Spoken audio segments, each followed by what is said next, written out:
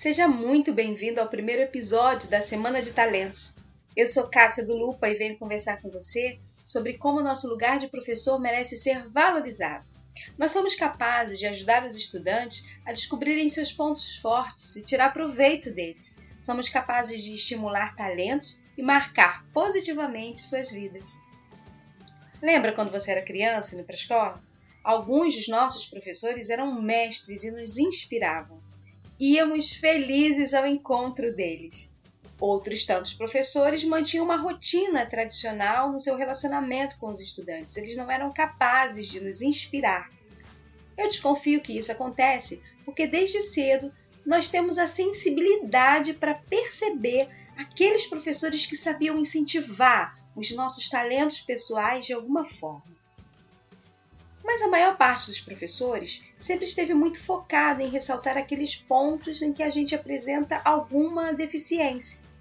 Por exemplo, era muito comum eu ouvir dos meus professores e até dos meus pais assim: Cássia, em matemática você está indo muito mal, você precisa se concentrar, você precisa colocar todo o esforço nessa matéria, estuda mais, se dedica mais, preste mais atenção, faça mais exercício. Se você tem dificuldade, você precisa se dedicar mais à matemática.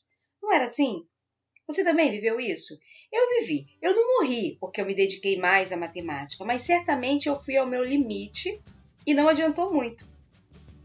Eu era uma aluna de 6, 6,5, por mais que eu me dedicasse. O meu 6,5 representava para mim o 10. Mas o reflexo do 6,5 para a minha turma, para os meus professores e meus pais, ele representava a minha dificuldade. Quando damos foco em corrigir fraquezas, negligenciamos os pontos fortes.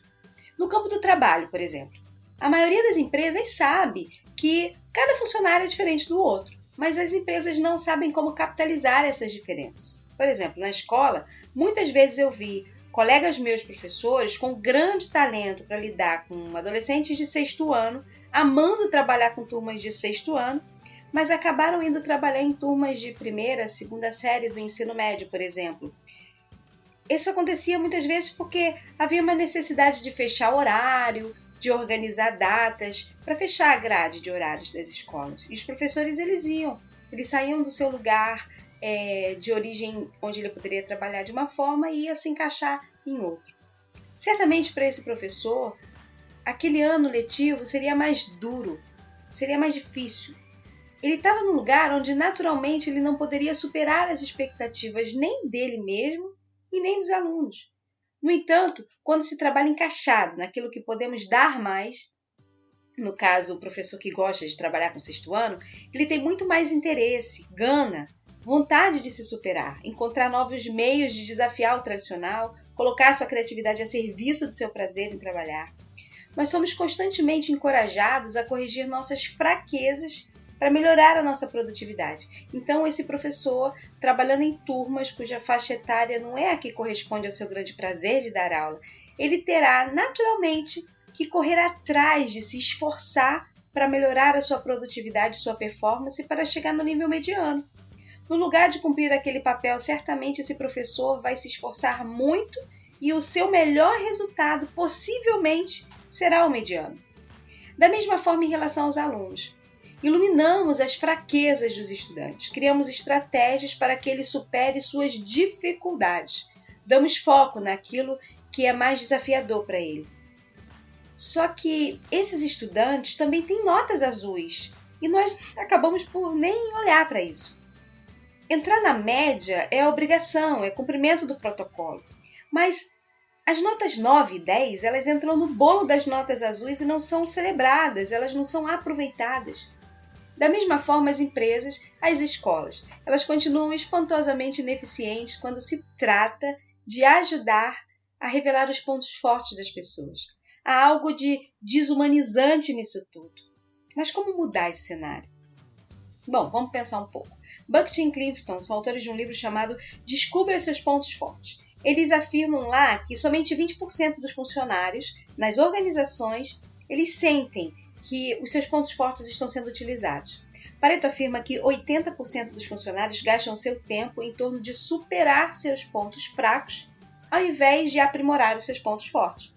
Exatamente como acontecia com você comigo e acontece com a maioria dos estudantes até hoje, diante do professor que vem apontando notas vermelhas. Hoje a realidade da maioria das empresas não é diferente daquela. Existem duas premissas, ambas falsas, que são a base dessa ideologia.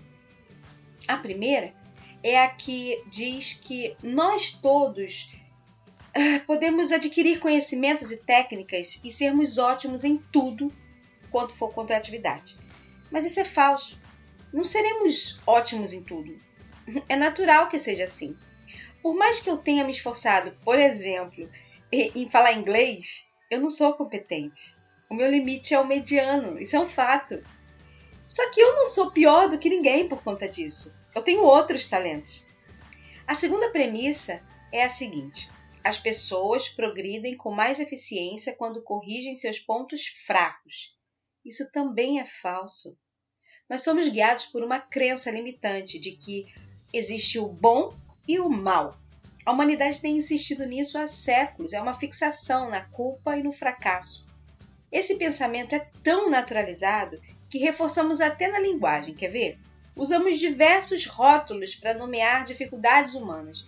Temos nome para inúmeras fraquezas. Por exemplo, neurose, psicose, mania, perfeccionismo, depressão, ansiedade.